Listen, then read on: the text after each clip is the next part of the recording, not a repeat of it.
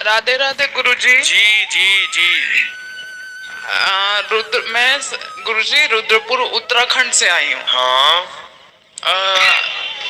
मैं पंजाबी फैमिली से बिलोंग करती हूँ।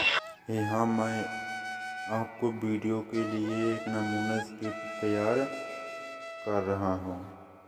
आप इसे अपनी शैली और विषय के अनुसार संशोधित कर सकते हैं।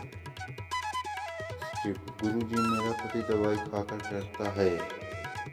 परिचय और विषय का उद्देश्य: पृष्ठभूमि संगीत बज रहा है और अनिधारा आचार्य जी की शांत और प्रभावशाली में वॉइस ओवर शुरू करें। नमस्कार दोस्तों, स्वागत है आपका हमारे विशेष सत्र, और जहां हम एक ऐसा विषय उठाने जा रहे हैं जो समाज में अक्सर चर्चा हो से बचाया जा सकता है,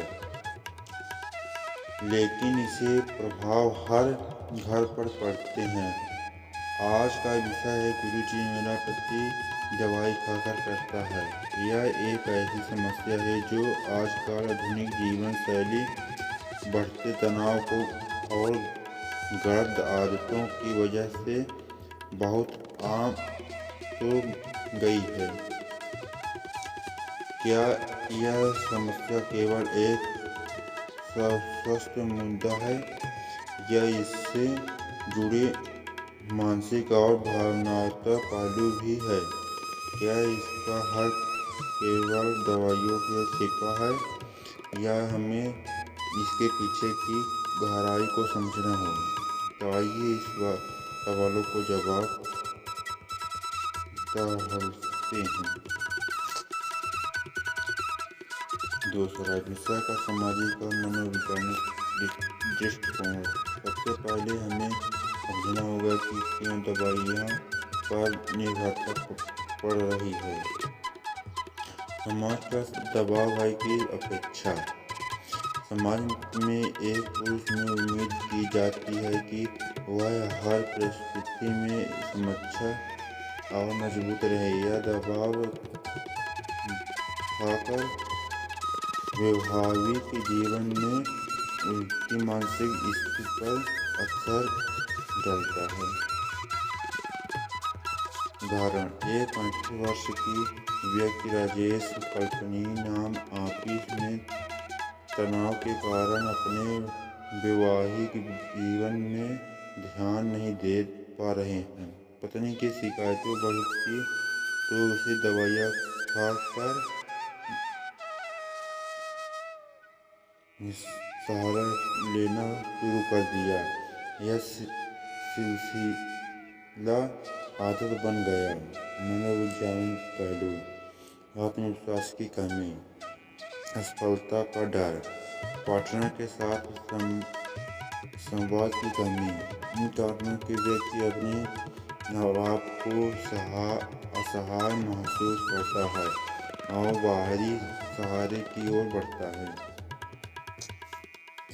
यह समझना जरूरी है कि यह समस्या केवल शारीरिक नहीं है, यह एक मानसिक है और भावनात्मक समस्या भी है। तीसरी, शारीरिक और मानसिक स्वास्थ्य पर प्रभाव। अब बात करते हैं दवाइयों में शारीरिक और मानसिक प्रभावों की। शारीरिक प्रभाव: लगातार दवाइयों के सेवन के हार्मोनल अनुकूलन, यकृत, लीवर और हृदय पर नकारात्मक प्रभाव। दीर्घकालीन निर्भरता, मानसिक प्रभाव, आत्मविश्वास की कमी और सुख पर निर्भरता का समाप्त होना।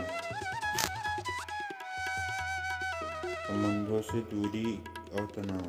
दवाइयों का सीमित उपयोग सही हो सकता है, लेकिन जब एकमात्र विकल्प बन जाए तो यह खतरनाक है। और आधुनिक सामान्य धन और धार्मिक दृष्टिकोण। आध्यात्मिक दृष्टिकोण से हर समस्या का समाधान हमारे भीतर है। योगदान और प्राणायाम तनाव कम करने और शारीरिक क्षमता को बढ़ाने के लिए योग और प्राणायाम अत्यंत प्रभाव है। उदाहरण अनुधारा जी के एक शिष्य ने बताया कि नियमित दिमाग और ध्यान से उसने अपनी 5 साल पुरानी समस्या का हल पाया। सकारात्मक सोच और ध्यान और सकारात्मक सोच के माध्यम से हम अपने अंदर छिपे डर और इच्छाओं का सम्मान कर सकते हैं। अनुव्रत आचार्य जी के विचार। अनुव्रत जी के विचार इस विषय पर बहुत स्पष्ट है। प्रभाव है प्रकृति का उपचार पर जोर। अनुधारा जी हमें कहते हैं कि प्रकृति जीवन शैली अपनाए, सही आहार, नियमित व्यवहार और समान समय पर आराम से आप कई समस्याओं से बच सकते हैं। पार्टनर के साथ संवाद। पति पत्नी के बीच संवाद की कमी इस समस्या को बढ़ती है। अनुराधा की मानना है कि खुलकर अपनी भावनाओं को समझना करना ही समाधान का पहला कदम है। 6 उदाहरण कहानियाँ। अब बात करते हैं कि कुछ प्रेरणादायक उदाहरणों की।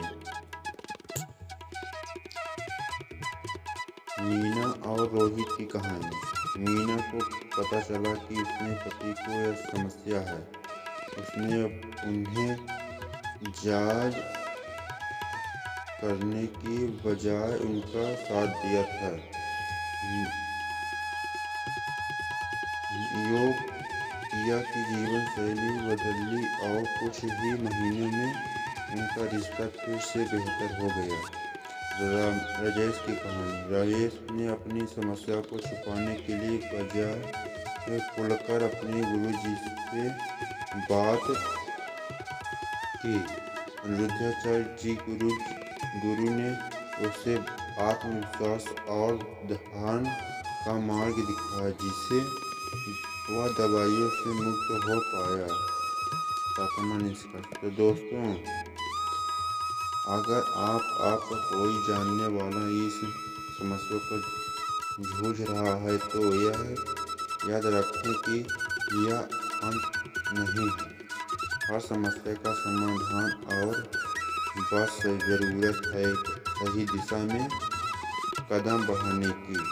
अनुराधा जी का संदेश यही है कि अपनी समस्याओं का सम्मान करें, उन्हें छुपाएं नहीं। प्रेम, विश्वास और संवाद में हर बाधा को पार किया जा सकता है।